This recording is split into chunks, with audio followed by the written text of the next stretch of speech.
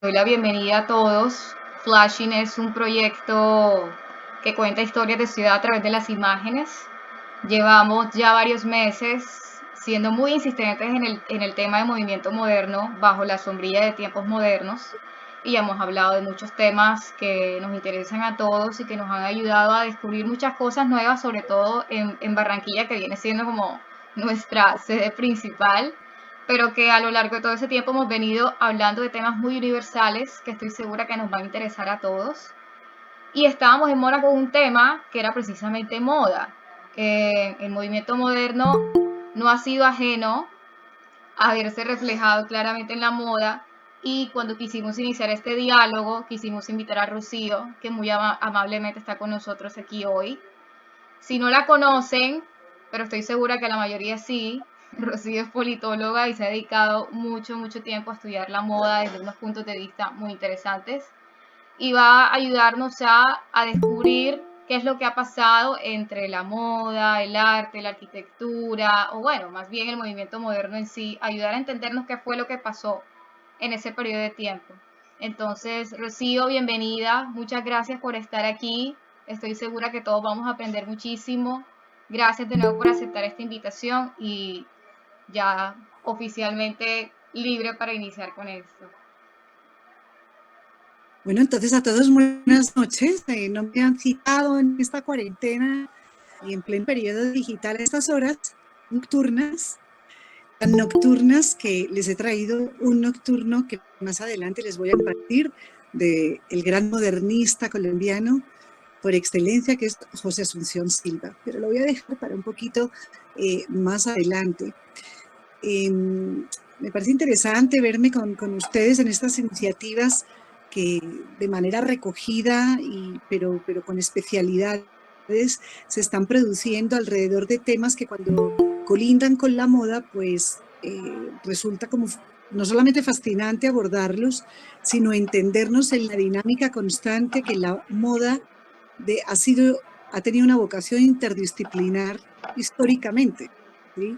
Lo que pasa es que se ha vuelto manifiesto, digamos, esa relación de la moda con el resto de las artes más evidente desde finales del siglo XIX y durante todo el siglo XX, por fortuna. Entonces, nosotros ya aquí instalados en el siglo XXI, ponernos a hablar de modernismo y moda, me parece muy pertinente, pero fíjense, aunque les voy a proponer hacer como un recorrido cronológico para ir ubicando personajes, momentos históricos y situaciones. Antes que nada quería compartirles el por qué me parece pertinente que estemos hablando de este tema esta noche. En Colombia, en este momento, varias personas que estamos vinculadas a la industria de la moda, profesionales de distintas áreas, diseñadores, fotógrafos, ilustradores, agencias de comunicación, periodistas o consultores, investigadores, como es mi caso, profesionales de distintos sectores y, por supuesto, el sector artesanal, estamos creando un movimiento que se llama Vístete de Colombia. La idea del movimiento tiene que ver con ese mismo siglo XIX, exactamente la segunda mitad del siglo XIX, que albergó y dio origen a ese otro movimiento que conocemos como modernismo en las artes. Pero quería detenerme en la noción de movimiento. Una agrupación cívica de personas que desean y buscan generar un impacto social. Y los movimientos han tenido que ver con muchos territorios, han tenido que ver con las artes fundamentalmente. Estamos hablando de modernismo, que quizá fue el primer gran movimiento articulado bajo esa denominación y profundamente ligado a las artes, como saben. Pero luego, ya entrados en el siglo XX, la idea del movimiento, de que personas, no instituciones, no el sector público y privado, no, personas, individuos, hombres y mujeres, que toman la decisión de unirse por unos ideales que comparten de manera colectiva y con un propósito. El propósito del modernismo, ahorita vamos a concentrarnos en él, porque la intención era clarísima. Se trataba de unificar las bellas artes y aplicarlas en lo que consideraban la obra total. Pero en el siglo XX los movimientos adquieren unas connotaciones ya de corte ideológica, sociológica, hasta la música se ve impactada, pero los movimientos en pleno siglo XX, después de las dos guerras mundiales, tienen que ver más con motivos políticos. De manera que este jueves 20 de agosto de 2020 estamos presenciando desde hace un mes que lo dimos a conocer públicamente en Colombia, la primera iniciativa, no la única iniciativa, pero digo la primera con una personalidad basada en ese concepto que la ciencia política atañe a los movimientos, es decir, una red de redes, es decir, un trabajo en colectivo. Y ojo que cuando se hablaba de red de redes en los años 70, esos politólogos no tenían internet. Ahora todo lo ligamos con internet. Entonces, fíjense qué interesante que esta noche estemos teniendo una conversación a propósito de esa denominación que es el movimiento y que nos ancla el modernismo, la moda, y sentados en este siglo XX, conectados a todo el territorio nacional, con el concepto de Vístete de Colombia, que es una apuesta fundamentalmente por apoyar el talento local, creer en lo nuestro, apoyarlo, para generar no solamente transacciones comerciales exitosas, que es muy importante, pero sobre todo para visibilizar y entender este país complejo, que no es Suiza, que tendrá otras complejidades, pero eventualmente no las complejidades o el nivel de complejidades que tiene Colombia. Estamos reflexionando profundamente en Vístete de Colombia sobre cómo adquiere vida un movimiento. Y no me creerán, pero es curiosísimo el fenómeno de serendipity, de coincidencia que se da en la vida. Como en particular mi rol dentro de Vístete de Colombia tiene que ver con la conceptualización del movimiento, yo lo primero que hice fue entender cómo nos deberíamos conformar como movimiento para honrar lo que un movimiento es. Y por supuesto, derivé o inicié, más bien, hice la cuenta para atrás y por supuesto que arranqué desde el modernismo. Entonces, todo ha confluido de una manera muy interesante. Luego, esta conversación, además de contribuir a los temas que Angie Quiroz comparte a través de Flashing Design y de estas conversaciones que entiendo que ustedes han tenido para abordar distintas artes bajo este concepto modernista, en relación con moda, tiene una coyuntura. Y eso es una noticia, yo creo que muy feliz.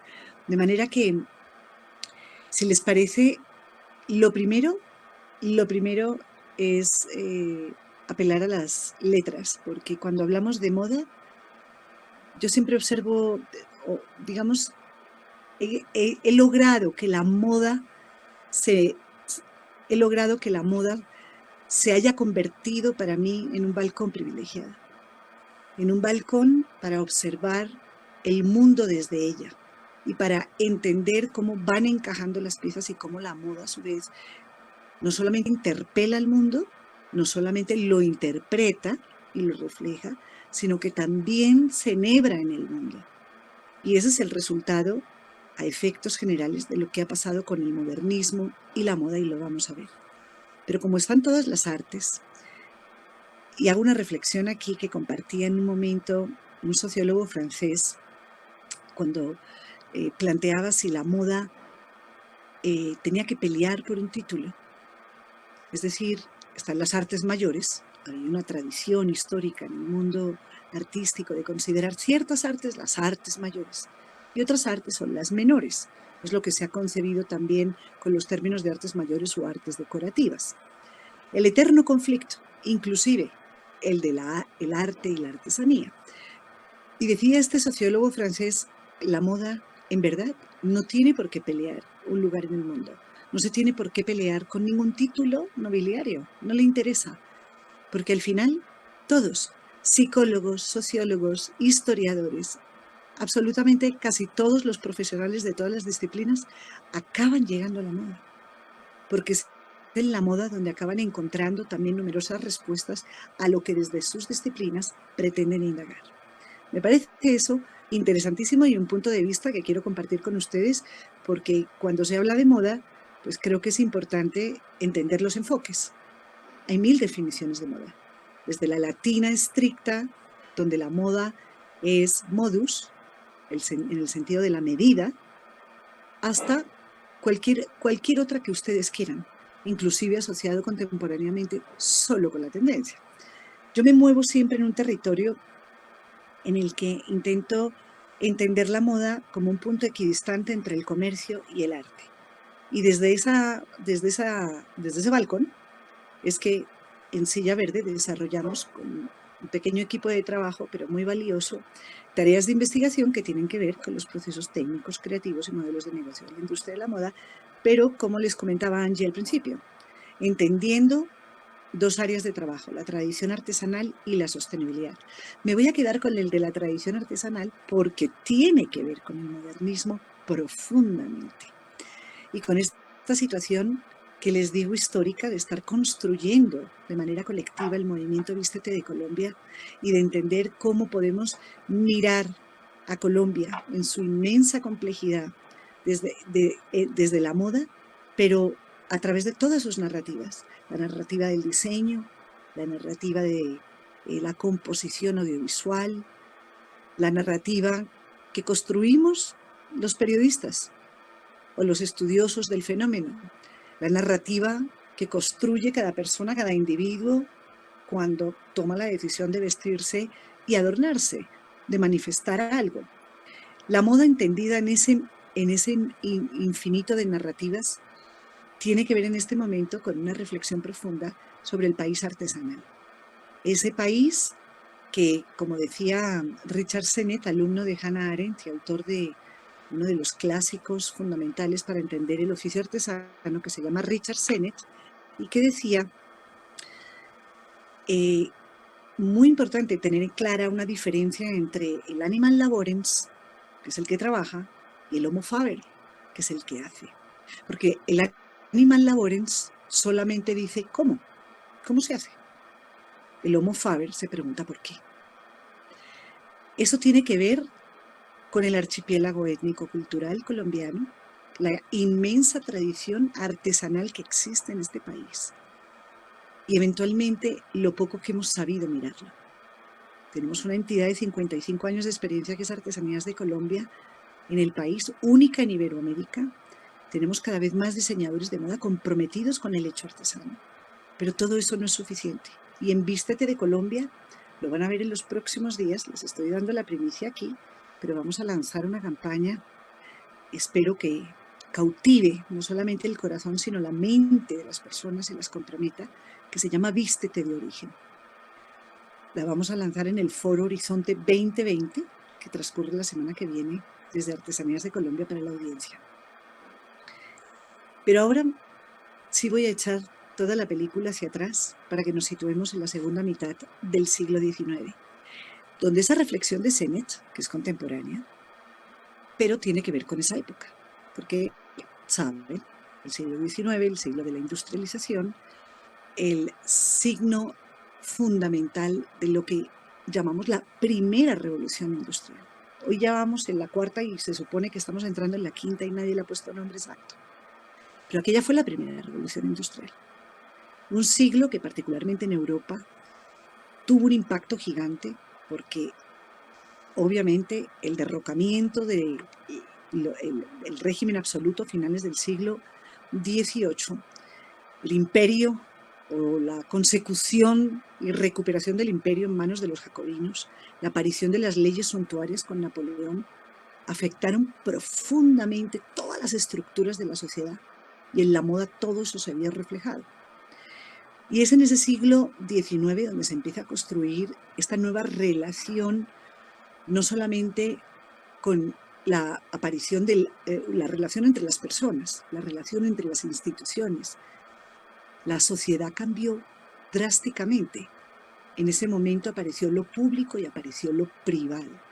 Y en lo público la vida profesional de un sinnúmero de personas que nunca habían estado incorporadas a un mundo de oficios, particularmente oficios no como los de todas las épocas anteriores, sino unos oficios que se volvían trabajos, trabajo ligado a la industrialización. Quiero que nos situemos muy bien en esa época, porque es una época de una convulsión enorme, pero al tiempo hay regímenes políticos todavía muy férreos. Es el caso, pues, por supuesto, de Inglaterra, emblemático de la famosa era victoriana, que básicamente dura prácticamente todo el siglo, y a propósito de pandemias, atravesada por 3 pandemias de cólera. Una época victoriana, conservadora, todavía anclada a tradiciones muy fuertes, donde efectivamente hay esta nueva relación social que afecta profundamente, pero sobre todo a los hombres. Las mujeres todavía no han logrado tener un espacio principal. Poco a poco se van incorporando, pero esto ocurre muy, muy lentamente y solamente vamos a ver los verdaderos cambios importantes a principios del siglo XX. Entonces, en un momento donde el mundo ha cambiado, donde durante siglos los oficios desempeñados que tenían una figuración de la escala social más baja, pero que se sabía que existían y se les daba un reconocimiento de utilidad, básicamente. Cuando ocurre toda la dinamización industrial del siglo XIX, de repente nos ubicamos en un mundo donde surge ese animal laborens al que se estaba refiriendo Sennett. De repente el hombre es el que trabaja, ya no es el que hace, es el que trabaja. Y se tiene que incorporar a la dinámica de una industrialización que exige o supone la despersonalización, que supone todo el trabajo industrial, que supone la aparición de las fábricas y con una cantidad de elementos que todos sabemos que fueron fundamentales para entendernos dónde estamos hoy. Porque los inventos del siglo XIX básicamente resumen de manera absolutamente apasionante de lo que es capaz el ser humano, cómo en apenas un siglo se da un salto mortal que no se había dado durante, fíjense, durante 18 siglos anteriores. Por un lado ocurren todos estos cambios, este vértigo, pero por otro lado subyace la nostalgia, subyace la idea de que no todo puede ser arrollado como los trenes que comenzaban a circular y que comenzaban a emitir sus ruidos, las fábricas a emitir sus humos.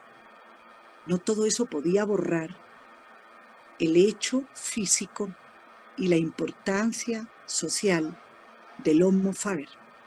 Por eso es que en Inglaterra, a mediados del siglo XIX, aparece todo este movimiento tan relevante que se llama artes y oficios, un movimiento que reivindica profundamente el saber hacer y donde, a diferencia del animal laborens, que como les digo, el animal laborens pregunta cómo, pero el Homo faber pregunta por qué. Y eso es una diferencia crucial. ¿Por qué se hacen las cosas?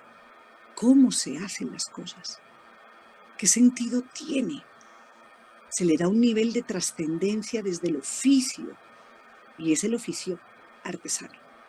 Por eso no es de extrañar que frente a estos cambios vertiginosos, un grupo de personas en Inglaterra, que obviamente pues tenemos que remitirnos, por supuesto, al trabajo de William Morris, el arquitecto, el diseñador de formación pues, de ideología socialista inglés, William Morris, sientan las primeras piedras que articulan unos presupuestos muy claros de rechazo a los modelos de producción industrial que le llamaban la producción industrial vulgar, ¿no? Y todos los aspectos deshumanizadores que se asociaba a todo ese capitalismo victoriano que era incipiente. Imagínense qué visionarios los del movimiento Artes y Oficios, porque se imaginaban eventualmente lo que iba a venir, pero no le podían dar la dimensión, pero entendían que algo muy crucial estaba pasando y aparece este movimiento para reivindicar al Homo faber. Me parece que es un hecho crucial que hablemos de esto, porque estamos en Colombia. Y porque en Colombia, aunque en esa época los hechos que ocurren en Europa, desde luego van a una velocidad muy distinta en Colombia, y pues en América Latina en general, se ocurre en un ritmo mucho más adelante. Pero esta reflexión del movimiento de artes y oficios que plantea el germen del modernismo es fundamental. para entenderlo desde el país y en el siglo XXI. Y a propósito de Vístete de Colombia. Va a ser un poco psicodélico todo este rato que vamos a pasar juntos acá, porque voy a ir y venir entre las artes y voy a ir y venir entre los tiempos. Yo no voy a hacer aquí solamente un recuento lineal, voy a hacer un relato ucrónico, donde todos los tiempos se confunden, porque en el fondo la moda, cuando interpela al mundo y cuando se relaciona con las artes, con el resto de las artes, también funciona así. Todo el rapto, hay una trama y una urdimbre que se está tejiendo y que está componiendo el tejido. Es difícil entender dónde empieza la hebra y dónde termina. Eso es lo que tenemos por delante para abordar este tema de modernismo y moda. Entonces, a partir de este movimiento de artes y oficios, surge con una fuerza importante. Bueno, primero nos tendríamos que referir, para llegar al siglo XIX, al final del siglo XIX, a una época que es absolutamente apasionante, porque el modernismo como corriente que reflexiona sobre esta intencionalidad para unificar las bellas artes y lograr la obra de arte total, que sobre todo acude a una máxima: no tengas nada en tu casa que no sea útil o que no creas que es hermoso. La funcionalidad y la belleza, por primera vez planteadas para una vida que, a diferencia de ese momento victoriano, con esas rigideces que la vemos en el vestuario de las mujeres con los miriñaques y los corsés, pero una rigidez mental, una rigidez social, una rigidez que estaba presente en absolutamente todas las relaciones, ¿sí? Frente a ese mundo rígido, el modernismo flexibiliza, busca crear unos momentos no solamente de creación artística, sino unos movimientos profundos de reflexión, principalmente desde la arquitectura, desde el diseño, el arte o las artes en general, la moda y la artesanía. Ahora vamos a ver la conformación de los talleres vieneses y de la Bauhaus y se van a dar cuenta cómo todos estos principios se van mezclando así, en ese orden. Entonces, frente a la rigidez, flexibilización.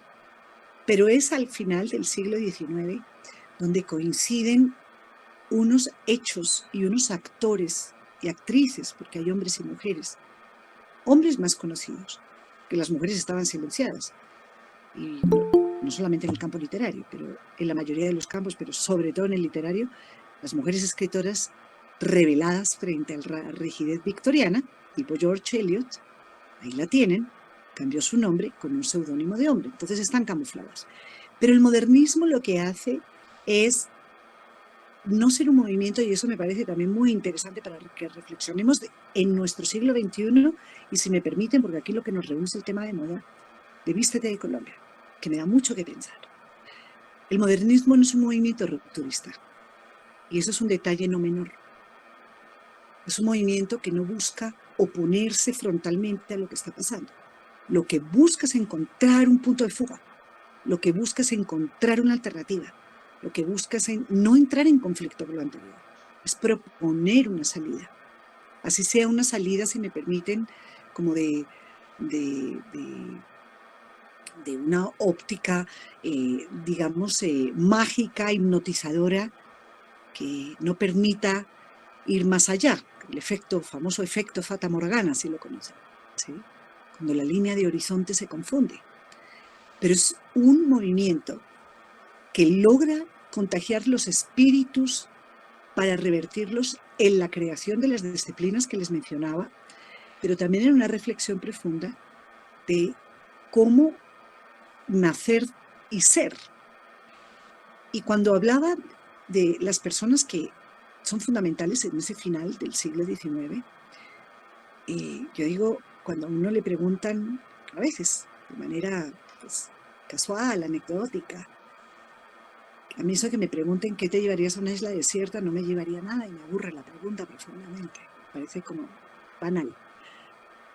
Pero si me preguntan a qué época de la historia te gustaría desplazarte, creo que a ese final del siglo XIX, pero por supuesto para tener la oportunidad de tocar el principio del siglo XX y que no me cogiera ni la revolución bolchevique ni la Primera Guerra Mundial. Pero me parece que ese cambio de siglo bajo este paraguas del modernismo fue apasionante. Es una época, y les voy a mencionar simplemente unos personajes porque son fundamentales en toda la enunciación y los planteamientos intelectuales del modernismo. Por un lado, Oscar Wilde, que además tiene que ver con, obviamente son personajes que tienen que ver con nuestro territorio del agua.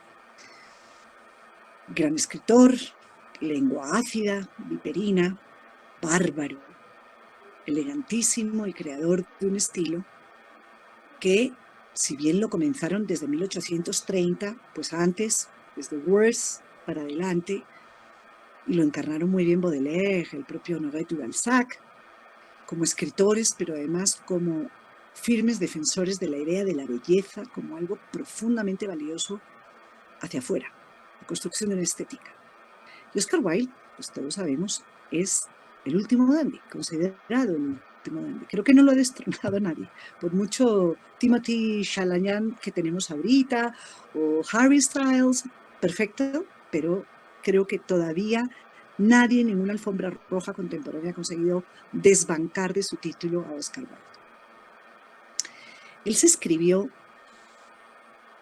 unas conferencias que dictó en 1888 en Estados Unidos, en un viaje que hizo.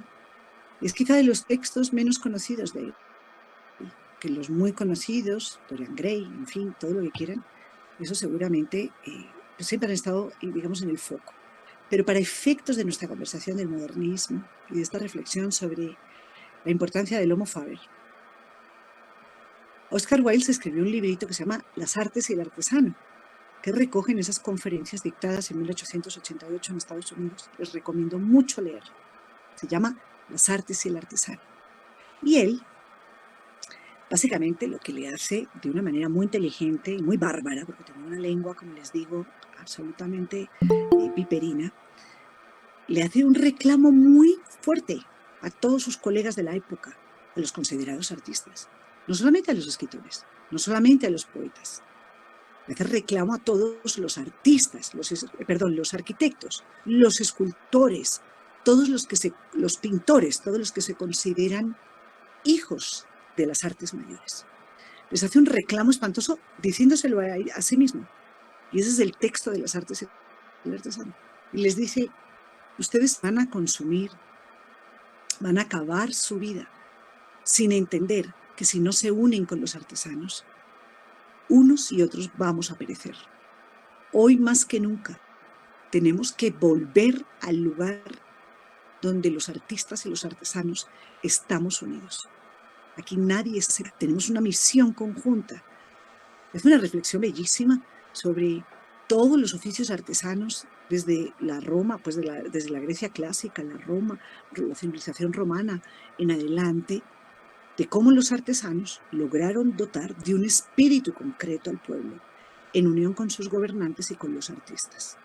Entonces, Wilde viene a reclamar eso que es el modernismo, eso que en ese momento se estaba gestando. Wilde creo que es una de las figuras principales del modernismo y curiosamente, si ustedes hacen búsquedas bibliográficas, no necesariamente te sale Wilde como modernista. O sea, no es el primer epíteto que se le da. Para mí sí lo es. Esta presentación tiene mucho que ver con un punto de vista personal, ustedes luego me discuten, tal, pero yo aquí no estoy repitiendo un tema académico más de salón, de universitario, estoy planteando unos asuntos que tienen que ver con mi quehacer de investigación cotidiano y que me han dado mucho que pensar con respecto a este fenómeno.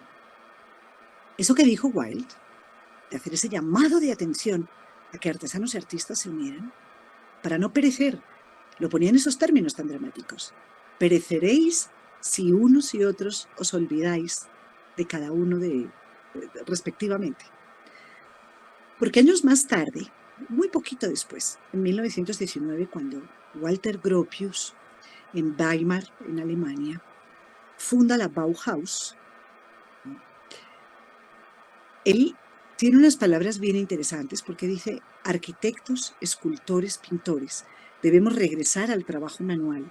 Establezcamos, por lo tanto, una nueva cofradía de artesanos, libres de esa arrogancia que divide las clases sociales y que busca erigir una barrera infranqueable entre los artes y los artistas. Entonces ya voy tomando de la mano en este viaje que estamos haciendo a Wilde y a Gropius. Pero está muy importante también las reflexiones de George Eliot, la escritora, porque ella, que es segunda mitad del siglo XIX, pero contrario a las escritoras de la época victoriana, las grandes plumas, pues las hermanas Bronte, Austen y demás,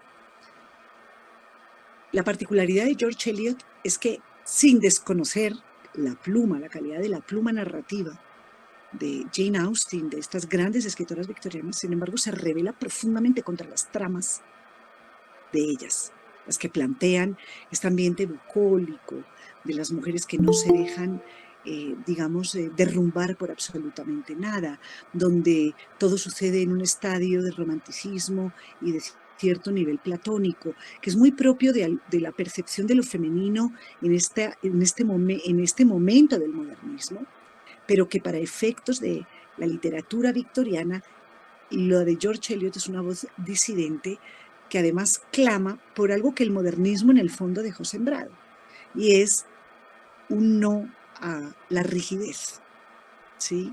Un intento por hacer ver, digamos, la pose excesivamente forzada como algo innecesario, la apuesta por la liberación. En el caso de Eliot, evidentemente, es una diatriba continua por la liberación femenina, ¿sí?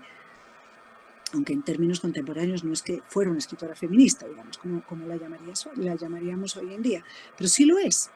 Sí lo es una mujer que reflexiona desde el ser individual de ser mujer y no creerse todo lo que se había vendido durante la época victoriana de ese mundo absolutamente,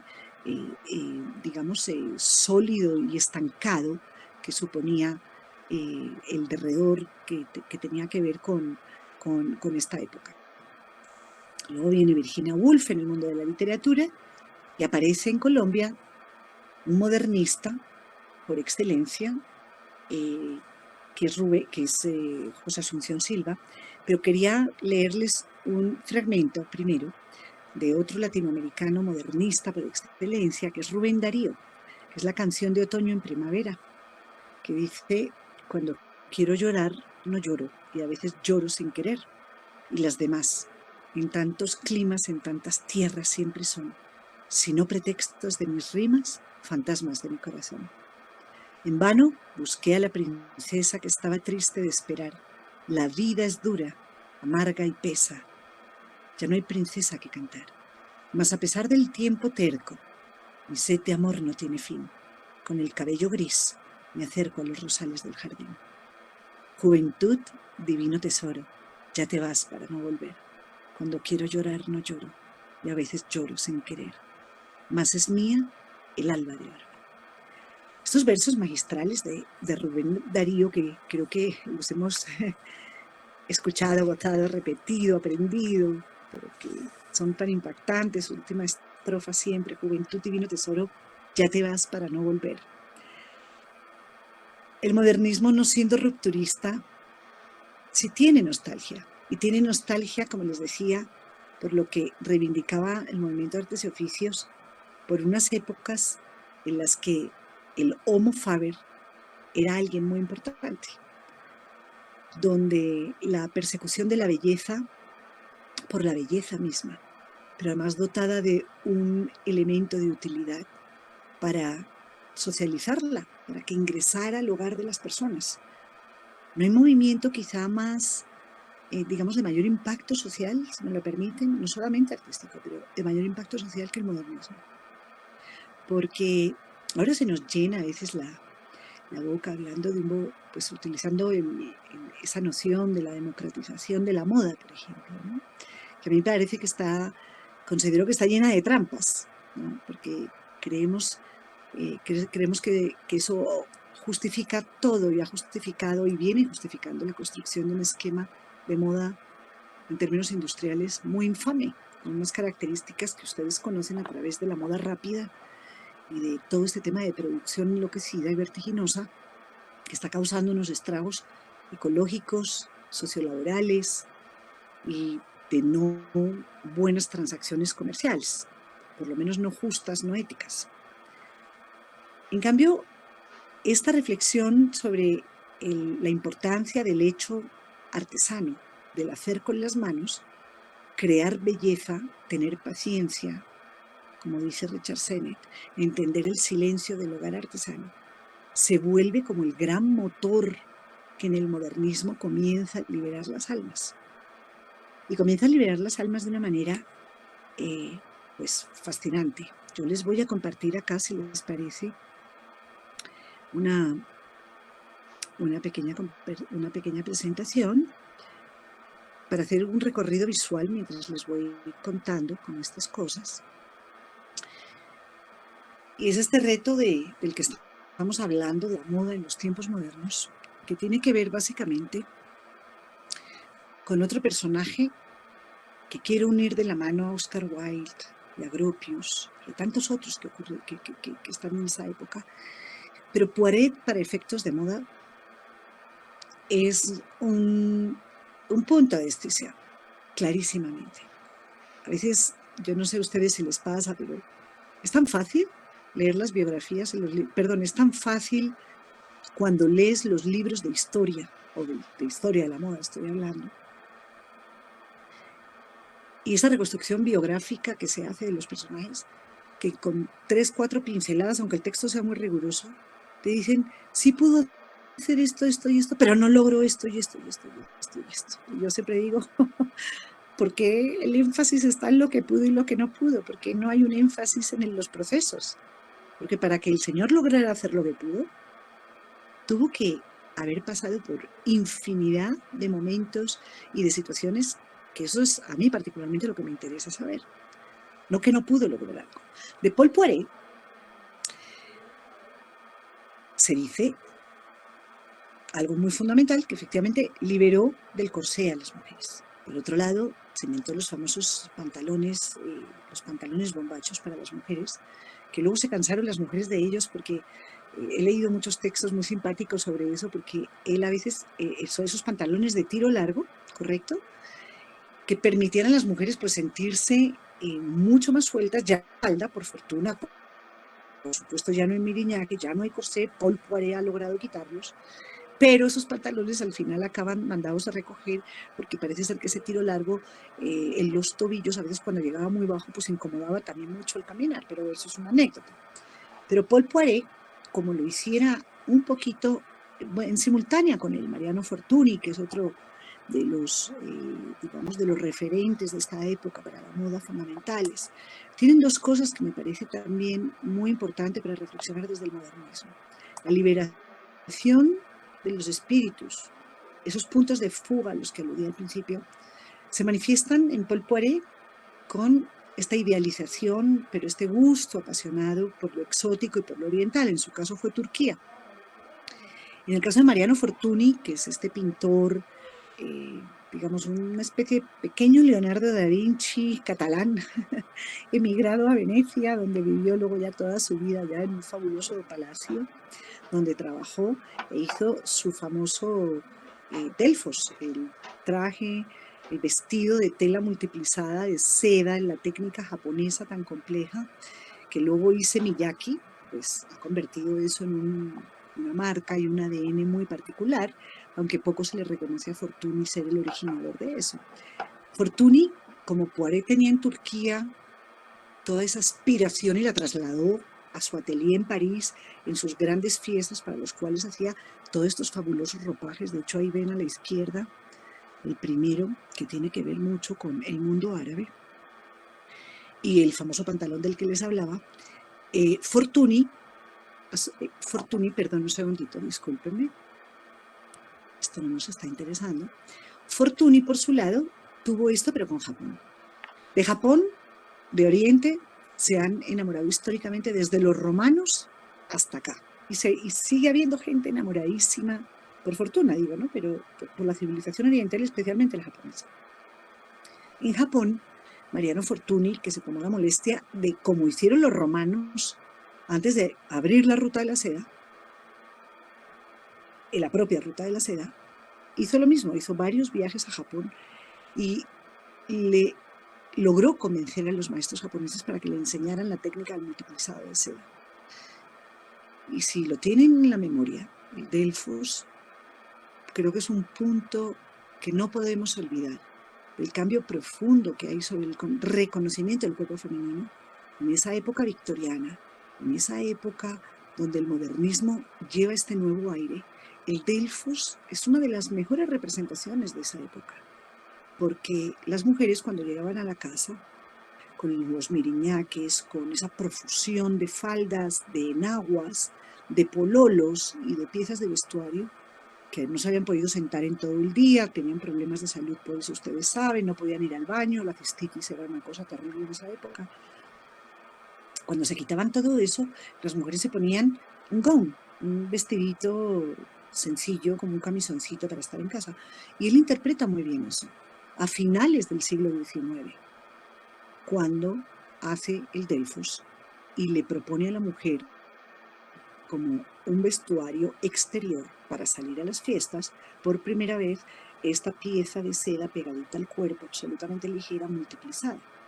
Entonces ahí estamos con Paul Poiret, estamos con Mariano Fortuny, hay bellísimos textos escritos por Mariano Fortuny, no solamente sobre él, sino escritos por él, porque era un personaje de un nivel de reflexión impresionante y además un buscador de nuevas técnicas permanentes, que esa es otra cosa del modernismo que nos tiene que importar. El modernismo, y lo vamos a ver enseguida,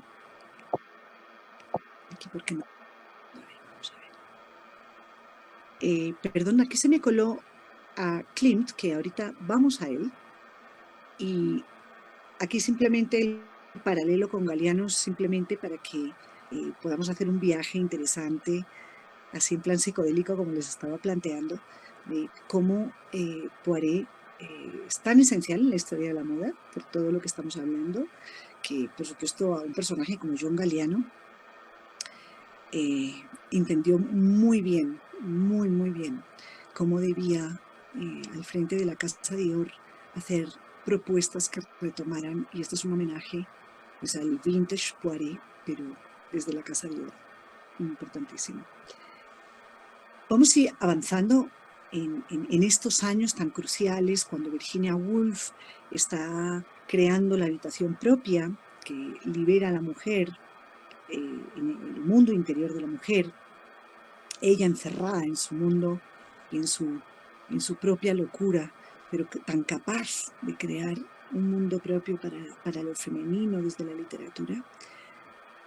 Poiret ha quitado el corsé y aparece Madame Vionnet con el corte al bies, que es una manera también de ensalzar el cuerpo femenino, aprovechar de una manera distinta la tela cortándola a 45 grados, creando una nueva silueta femenina, absolutamente seductora, porque esa construcción de la estética con la facilidad y con la no rigidez tiene que ver profundamente con el relacionamiento con el cuerpo. Y el de la mujer, pues, saben que ha sido campo de guerras, batallas, y campo de todo tipo de disquisiciones, desde lo social, lo político, lo económico, lo estético. La mujer, yo a veces la pienso como un mapa, como un territorio donde se han explorado como tantos cambios en la historia de la humanidad. Y es la moda la que hace muy interesante esa lectura del cuerpo de lo femenino en relación con el contexto sociohistórico.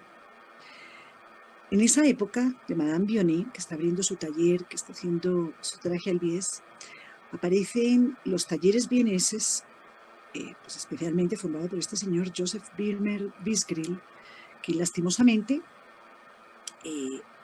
tuvieron que cerrar ya llegada la Gran Depresión en el 29, aguantar un poco la Primera Guerra Mundial y luego tuvieron que cerrar, pero la importancia es cómo, fíjense, de aquello que surgió el movimiento de artes y oficios, venimos a los talleres vieneses ya a principios de siglo con esta profunda convicción de que lo artesano, que el homo faber importa. Entonces, es en Viena donde surge este lugar, que es una pequeña casa, luego va creciendo, ocupan varias plantas y básicamente reúne, curiosamente, a personas de muchas disciplinas distintas, entre ellos, por supuesto, arquitectos, aunque no se dedican esencialmente a la arquitectura, y tienen enseguida un vínculo importantísimo con la moda en exploración de nuevos materiales, en construcción de nuevas siluetas, en exploración de recuperación de herramientas de trabajo, que por supuesto eran todas manuales, porque eso era lo que reivindicaban. Ahí es donde, intercalado en esa galería de personajes que les estoy presentando, aparece este hombre pues extraordinario, que es Gustav Klimt. Yo sé que en el arte solamente hay disgustos, porque nadie coincide en nada específico, o en los mismos gustos de nadie, pero es curioso, no me ha pasado en mi vida haberme encontrado una persona que no le haya producido emociones muy distintas, pero emociones siempre positivas y muy profundas, la obra de Klimt, ¿sí? Primero que todo, saben que en términos de moda nos tiene que importar que fue el primer fotógrafo de moda del que se tenga noticia. Eso es muy, muy importante saberlo. Segundo, que hereda de todo ese final del siglo XIX esta idea romántica, como esos versos que les leía de Rubén Darío, es todo el romanticismo que en la literatura se llama también, tiene un movimiento, una corriente que se llama el simbolismo, donde hay una cierta idealización, ¿verdad?, a propósito de la identidad de su tiempo. Pero hay algo muy importante en relación con lo femenino que venía hablando, y es que para Klimt la mujer es como el lugar del enigma, ¿no? Es el campo por explorar lo enigmático. Y él, fíjense que para nada está desconociendo la realidad, pero no la refleja realmente. Hace permanentemente un ejercicio de observar a la mujer entre la realidad, entre la ficción, entre la vida y la nostalgia, entre la verdad, la falsedad. Hay un, digamos, yo digo que una honestidad muy grande desde lo artístico, ¿no? Porque no pretende ser un purista en nada, ni en la técnica, ni en el fondo, ni en la forma, ¿no? Y por eso es que fluye en él esta manera tan particular. Pues, ¿se acuerdan? Ahí les voy a mostrar aquí, anterior, su famosa MoMA, que es esta que está aquí a la derecha, donde fíjense que aparece esta idea de la mujer lánguida, demacrada, algo mórbida, ¿no? Porque no estamos ante la explosión ni de la belleza más exuberante, ni de la alegría y de la vitalidad. El modernismo tiene esto, el modernismo es capaz de llevar a sus artistas, a sus creadores, a estos terrenos insospechados, donde emergen las personas, y en el caso de la mujer y relacionado con la moda, porque además ustedes saben que Klimt estuvo muy unido a las hermanas Floch, y con ellas monta, bueno, ellas tienen se llama el Salón de Moda de las hermanas Floch, que es uno de los primeros que existen en Viena. Después, pues es que Viena, después de París, era la meca de la moda, ¿no? A finales del siglo XIX. Y aparece y emerge esta feminidad que se relaciona con el cuerpo hacia los textiles, y donde, si se fijan, la importancia de develar el cuerpo no es recrearse en la desnudez, aunque importa, y que es profundamente, digamos, es un elemento fundamental, ¿no?, en la propuesta de Klimt, las cabelleras largas, los cuerpos esbeltos, desnudos, pero los tejidos, la manera en que el Homo Faber interviene, ¿sí? Les voy a repetir mucho esa noción del Homo Faber, porque creo que en este siglo XXI y en esta coyuntura nuestra de la moda colombiana, tenemos cada vez que ser más conscientes de lo que significa, y sobre todo dotarlo de significado, no tener una definición genérica, pues, de libros, pero le tenemos que ayudar a dar significado. Entonces, fíjense que aquí había una persona ahí que hablaba antes de los colores, de la importancia del color. Por supuesto, en el modernismo todo es color, porque el dejar fluir tiene que ver con asomarse al mundo, y asomarse al mundo tiene que ver con la naturaleza, y el hecho artesanal tiene que ver con el entorno natural, y tiene que ver con la explosión que la tierra misma nos brinda. Luego está este ejercicio de descubrimiento de técnicas y de exploración de nuevos materiales que hace que tan característica la pintura de Klimt con las hojillas de oro, con el descubrimiento de nuevos pigmentos, ¿sí? la textura de los tejidos, que es tan importante. Y luego con el planteamiento, que eso pues, en términos de moda me parece también muy interesante, que es el famoso traje reforma, que se puso de moda en la Viena de 1910, ¿no? Donde ese traje reforma que tiene, digamos que se ven las manos, tiene un ligero escote y están, digamos, muy influenciados por el arte japonés. Después de los talleres vieneses, aquí, perdonen, aquí hay un salto histórico porque muy interesante, pero ahorita me devuelvo a él. Como les he advertido, esto es crónico, así que nos movemos con frescura. Después de Viena, aparece en Weimar, como les decía, estas palabras, este hombre fantástico, Walter Gropius, tan visionario, la idea de reunir de nuevo a personajes de todas estas disciplinas del diseño, de la arquitectura, de las artes, de la moda y de la artesanía. Es que iba enumerado. Si uno se lee como los postulados del modernismo, continuamente están siendo muy explícitos con la enumeración. Fíjense, donde ya no hay una diferenciación entre las artes mayores y artes menores. Es como que le hicieron caso, le pararon bolas a Oscar Wilde, y Gropius creo que le paró bolas fundamentalmente a Oscar Wilde, y Gropius a su vez había entendido muy bien también lo que unos años antes había hecho en los talleres vieneses.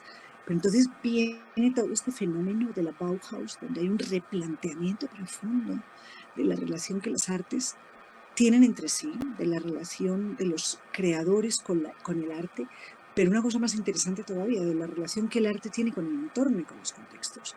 Que fíjense que el reclamo de Wilde tenía que ver con estas burbujas de separación de los mundos. Y resulta que el modernismo, y por eso digo que no hay nada más revolucionario en términos de movimiento con impacto social que el modernismo, habiéndose no planteado como algo rupturista. En cambio, lo fue, sin necesidad de poner mejor dicho, ni una mecha de dinamita, ¿sí? No necesitaron ningún pájaro loco en el modernismo. Ellos mismos, de una manera muy hábil, muy inteligente, muy seductora, profundamente humanista, entendieron dónde había que conectarse de verdad, que era la recuperación de los oficios para conectar el hecho creativo con el creador y asomarse al mundo con unas miradas que permitían casi todo, que eso es lo asombroso. No sé, para los que sean más especialistas en historia del arte, y para los que les guste en particular el arte contemporáneo, yo siento que a diferencia de las vanguardias artísticas y especialmente el arte contemporáneo ahorita, fíjense que hay una suerte de rigidez, de estatismo, ¿sí? Ahora todo el mundo se le ocurren cosas totalmente distintas, performáticas. No estoy cuestionando el valor, que habría que analizar obra por obra, no se puede generalizar, pero me refiero a la actitud tanto del creador como del espectador. Es como mucho, de repente nos devolvimos en la historia y volvimos a estar rígidos cuando tuvimos esta época que por fortuna impactó profundamente, aunque ustedes saben que es un periodo que circunda en 1880, pues 90 en la literatura, 1880 en las artes, hasta más o menos 1910-14, porque luego ya la Primera Guerra Mundial, digamos, el corazón del modernismo lo hizo añicos. Los talleres vieneses cerró, la Bauhaus, ustedes saben que el régimen nazi, los prusianos llegaron en la ocupación nazi a cerrarlo también drásticamente, pero el legado es tremendo, el legado simplemente se expandió. Y digo, se expandió casi, yo lo veo ni siquiera de una manera horizontal, digamos, ¿no? Yo creo que se expandió de una manera sideral, lanzó destellos a la humanidad, a tal punto que cuando hablamos de modernismo y moda, no podemos dejar circunscrita esa época a una época de la historia. Tenemos que traerlo hasta acá, y ese es un poquito el ejercicio que hay aquí planteado. Aquí viene el ballet triádico y David Bowie. Yo no sé si han visto, digamos, toda la obra de Oskar Schlemmer, el alemán, que también es otro personaje que quería llevar de la mano a Poiret, a Wilde, a Gropius, a todos ellos, porque es de esa misma época, 1888-1943, pues digamos, extendida un poquito más en el siglo XX, pero es Oskar Schlemmer, es el creador del ballet triádico, ¿sí? Donde se inventó básicamente un número increíble de disfraces llenos de color, era una explosión de color, como bombas de chicle infladas al mismo tiempo, en unas muñecas, eran unas actrices en el escenario, porque básicamente era un director de vestuario para el teatro. Y las actrices con 5 o 6 movimientos específicos que se movían en el escenario, sin embargo, se cambiaban profusamente de disfraces. Y aquí ocurrió una explosión de color y de versatilidad, tanto que está ligado a David Bowie haciendo este salto mortal, porque David Bowie, no sé si se acuerdan de esta foto, no sé exactamente esta foto, pero desde luego esta foto tiene que ver, era ese vestido el que llevaba Bowie en el disco, la portada de Time, ¿no? La famosa portada de Time. Bowie, cuando conoce la obra de Schlemmer, queda absolutamente destruido, porque imagínense, David Bowie, que es también el mejor representante de la plasticidad estética, de la ambigüedad de género, de la posibilidad de ser sin restricciones, tanto desde lo musical como desde su vida personal, desde el ejercicio del derecho de su cuerpo, desde su relación con la moda. Sí, a mí una de las exposiciones de moda que más me han impactado ha sido justamente la que hizo el Victorian Albert Museum en homenaje a Bowie, que por cierto hay un libro fabuloso para el que le fascine esto, creo que es de libros de moda que hay que tener en la biblioteca para siempre, por siempre, jamás. Pero ahí está, fíjense todo este vínculo de un músico y de un ser tan excepcional y tan prolífico como Bowie, tan sorprendente, con el ballet triádico. Él encontró ahí su esencia modernista. Y eso es lo que permite el modernismo, ¿sí? La comunión. Aquí hay un ejemplo como del trabajo de Joseph Albers, que ustedes saben que también es pues, diseñador, fotógrafo, tipógrafo, poeta, digamos esa multiplicidad de funciones que tenía también el fundador de la Bauhaus, pero que tenía también, por ejemplo, Cecil Beaton, que no lo estoy tocando explícitamente, pero venga al caso mencionarlo, gran poeta, gran fotógrafo, ilustrador, y con una pluma excepcional para hacer crónica de moda, que tiene el famoso libro de El espejo de la moda, que es también uno de los clásicos. Pues Albers viene a proponer con sus colores, con sus formas, con sus líneas, una revolución en términos de educación artística. Porque no he mencionado todavía esa palabra, pero si algo fundamental ancla a todo el modernismo es que surgen escuelas de trabajo como las que he ido mencionando, que sobre todo tienen un propósito de creación, tienen un propósito de comercialización de sus piezas, pero tienen un propósito de educación, de cambiar los parámetros de la educación artística. Algo que yo siento que en esta época, si uno revisa los contextos de moda en los que nos movemos desde las universidades, desde los propios eventos de moda, y no hablo solamente de los colombianos, hablo en general, ¿no? Digamos, ahora hay una franja que llaman la del conocimiento, la académica, son un poco pesados poniéndole esa palabra todo el tiempo, pero es que no es ponerle la palabra, no es ponerle el título. ¿Dónde está verdaderamente en el ejercicio de estudio y de interacción profesional con la moda contemporánea? Yo me lo pregunto a mí misma, miro a mi alrededor, mi entorno es Colombia, obviamente miro lo global, pues estamos todos hiperconectados, pero me hago la reflexión de dónde está el énfasis en la educación, ¿sí? En la verdadera educación, es que es el replanteamiento de lo aprendido. La educación no es solamente aprender cosas nuevas, es cuánto te replanteas de lo que ya sabes para entender, cómo desaprender, ¿sí? Para volver a aprender. Porque si estas personas no hubieran hecho ese ejercicio, esto no es posible. Porque no es, lo que hacen es una eclosión ante el mundo de una nueva forma de mirar, una nueva forma de hacer las cosas. Y está pues, el trabajo de Roxanda Ilincic, la diseñadora de moda serbia que vive en Londres, que es bien interesante porque todos sus postulados sobre el tema del vestido para liberar a la mujer me causan hasta ternura, los leo con cierta ingenuidad en este momento. Creo que hay cierta ingenuidad de su parte en este momento, porque es que eso lo dijo Mariano Fortuny. Mariano Fortuny fue uno de los grandes defensores del cuerpo de la mujer y tanto que avanzamos en la historia, a veces no nos detenemos para admirar. Lo siento con ustedes, no sé si estoy hablando demasiado, voy a terminar rápidamente porque no quería, por supuesto, en este viaje del modernismo a lo largo del siglo XIX y su impacto a lo largo del siglo XX, que como les digo, les mostré antes, perdón, aquí lo de Dior, porque sí nos tenemos que detener un momentico acá. Porque ustedes saben que esta colección, la de 1947, pues sencillamente cambió la historia de la moda. Y cambió la historia de la moda no solamente porque dio origen además a ese nuevo término que le dio la editora de Harper's Bazaar, que debía estar sentadita en esa foto, en una de esas primeras filas, porque Dior convocó a los editores de moda y a unas compradoras a esta presentación. Y la editora Harper's, cuando llega a Nueva York y se sienta a escribir su artículo, lo titula New Look, ¿no? Pero es rompedor porque además ustedes saben que Dior en este momento presenta esta colección de la mano por primera vez en el diseño de moda de un banquero.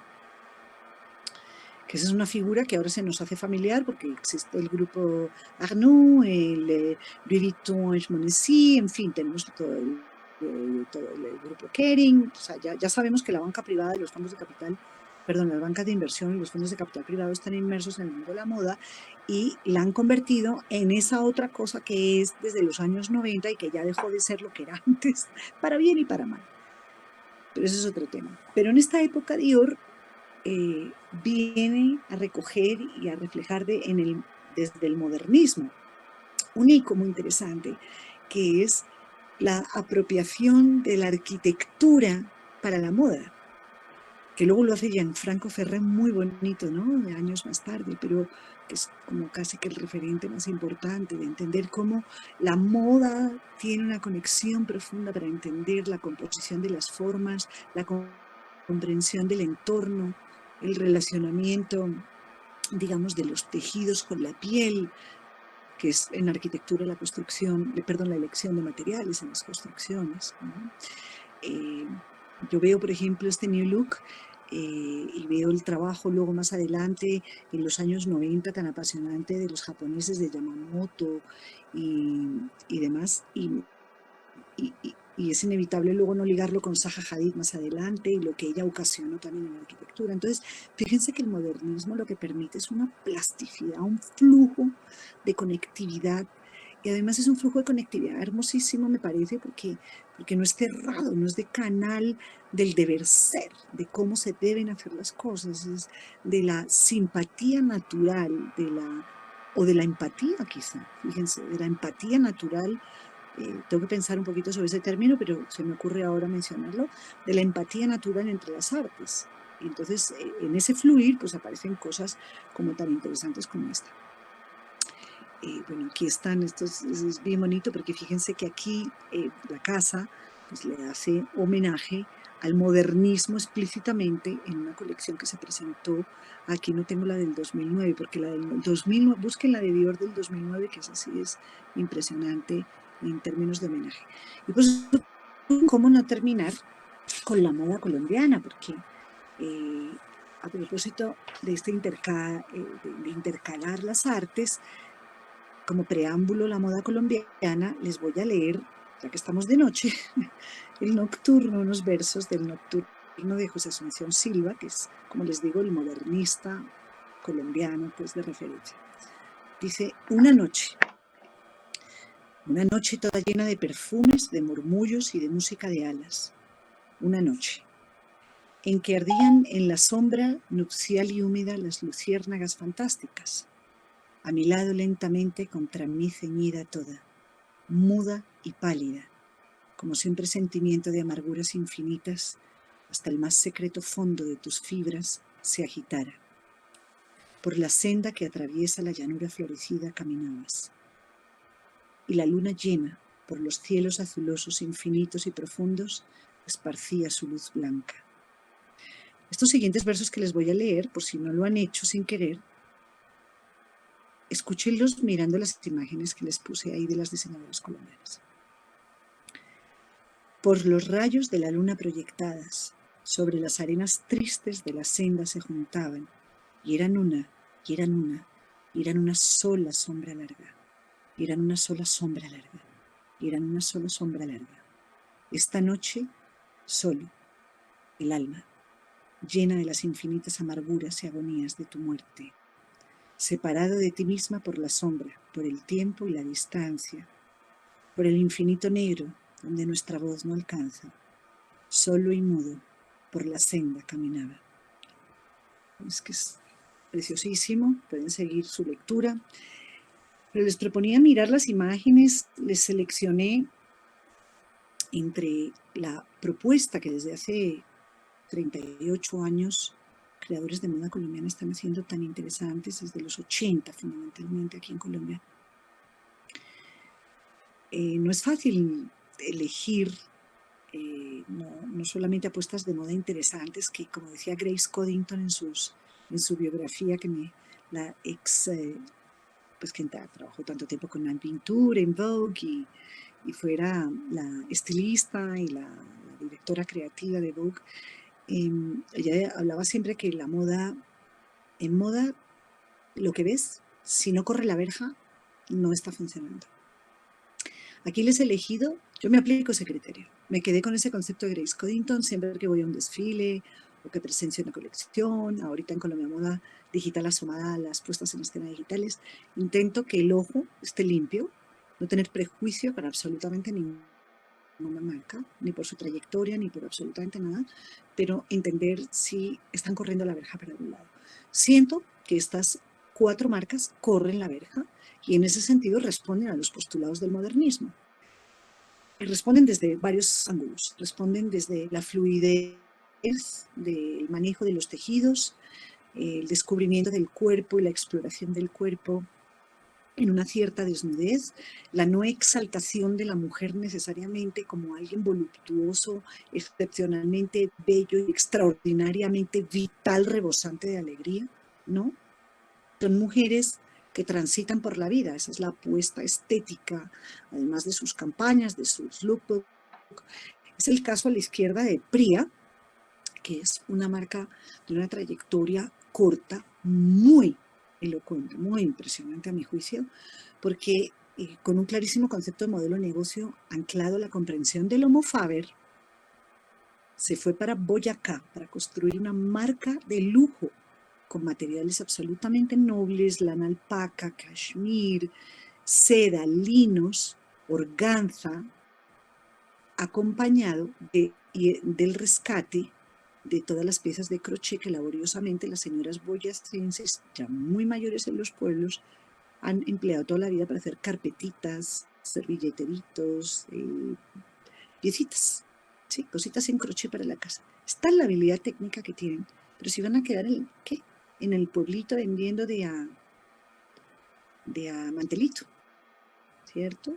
Y llega una marca como Priya a entender que el saber hacer del Homo Faber, pues en este caso de las mujeres que hacen, se puede aplicar a un concepto de moda que desde el modernismo está apostando por perpetuar la liberación del cuerpo.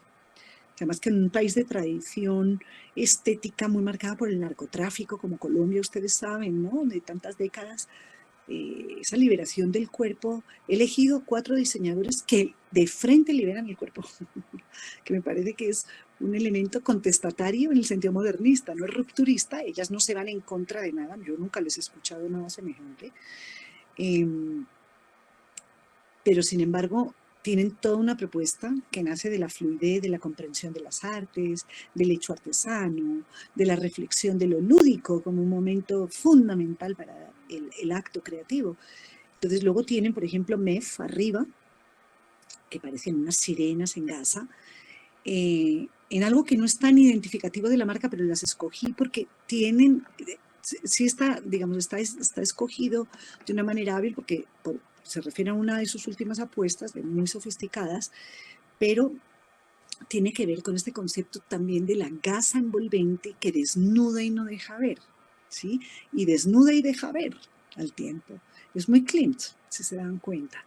Cualquier figura de Klimt Danae, por ejemplo, la famosa Danae, podría estar vestida en una de estas piezas de María Elena Villamil. Y María Elena Villamil de Cali tiene la habilidad de ser primero pintora, que no lo dice mucho en público, pinta muy bien, y además, pero es de pintora de lienzo, y además tiene un gusto personal fascinada, pues ha vivido siempre fascinada por la arquitectura, ha leído mucho sobre la arquitectura. Entonces es la mujer que ha compuesto en el Cali, fíjense, en el Cali de los 90, ¿no? De pleno narcotráfico. Ella estaba proponiendo unas mujeres con pantalones, con bolsillos exteriores, para nada lentejuela, para nada canutillo, para nada, pues digamos, este apretuje del torso que bueno, pues ni en el siglo XVIII, ¿cierto? No. Abajo está Pink Philosophy con la propuesta nueva de claridad que propone su directora creativa Adriana Arboleda, que me parece que es muy modernista porque se hace eco de su contexto, se hace eco de su época. El modernismo escuchaba al mundo, no vivía cerrado al mundo, siempre estuvo pendiente de lo que estaba pasando alrededor. Y la propuesta de claridad de esta última colección de la marca es muy interesante porque es una reflexión sobre la pandemia actual, sobre el coronavirus, el confinamiento. Por eso se llama Claridad.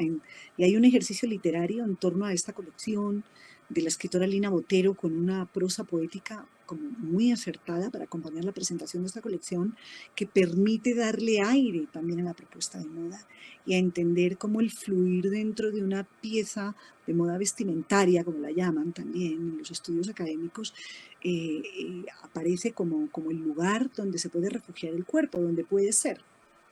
Y por último, a la derecha, el trabajo de Olga Piedrahita, diseñadora, digamos, de verdad, creo que hay que reconocer que es la primera generación poderosa de diseñadoras creativas colombianas que además han sido sostenibles, que ese es el pequeño detalle, marcas que con mucho esfuerzo, con mucha dedicación y no necesariamente con un claro modelo de negocio, pero han sabido perdurar en el tiempo porque básicamente estaban entendiendo muy bien la conexión artística y en el caso de Olga Piedrahita, además el manifiesto del juego, de la experimentación con los materiales, con las siluetas, la evocación del oriental. En Olga son muy conocidos como todas las siluetas que se refieren al mundo japonés, al mundo oriental. Entonces, digamos, quería cerrar con esto porque es, como les digo, para mí, digamos, una manifestación para que tengan claro de cómo la moda colombiana, por supuesto que está empapada del modernismo, por supuesto que tenemos que ver en este momento con el modernismo. El modernismo no ha muerto, el modernismo está circunscrito, como les decía, a época histórica, pero ha sido y continúa expandiéndose. Y creo, ahora ya sí, para terminar, creo como casi que un manifiesto, un statement que les voy a hacer, creo que nos debemos reflexionar sobre el impacto del modernismo en la moda y lo que tenemos que seguir trabajando todavía, desde muchos ángulos, cada uno desde nuestro rol, desde la conceptualización, desde la investigación, desde la posibilidad del fluir de las artes entre sí para poder generar este tipo de expresiones. Quería simplemente no olvidar mencionarles que hay unos estudios interesantes de, bueno, William Cruz Bermeo, el profesor de la Pontificia Bolivariana, pero también tesis de grado que he encontrado interesantes sobre, curiosamente, sobre todo sobre Medellín. Una reflexión como el modernismo afectó en épocas más tardías, como hablábamos aquí en Colombia, pero en los años 60, por ejemplo, cómo el papel y el estatus de la mujer en la sociedad se desarrolló de manera pues muy significativa en el siglo XIX, pero aquí en Colombia, digamos, llega realmente en los años 60 y cómo eso empieza a crear un estatus de las mujeres muy diferente en una sociedad muy conservadora, particularmente la paisa, pero que le permite a la mujer liberarse y eso en términos de vestuario pues tiene unos efectos pues muy importantes porque digamos enseguida se empiezan a liberar las siluetas, empieza a haber, digamos, un interés por entender qué es lo que está pasando fuera y no circunscribirse simplemente a la tradición. Eso es algo, digamos, el caso de Medellín creo que hay que tenerlo en cuenta en estudios de moda y en referencias con estos temas. Entonces, Bueno, yo soy mitad holandesa, mitad española, soy politóloga, pero en verdad, yo digo, yo estudié ciencias políticas, me especialicé en pensamiento político puro, pero en realidad lo único, creo que a estas alturas de la vida me ha interesado de verdad la literatura. Por eso es que la moda desde lo literario me resulta tan fascinante. Entonces, quería terminar con un tercer poeta modernista español, esta cita. Elegí el poema de Retrato, de Campos de Castilla, el libro Campos de Castilla. Y dice así: mi infancia son recuerdos de un patio de Sevilla y un huerto claro donde madura el limonero.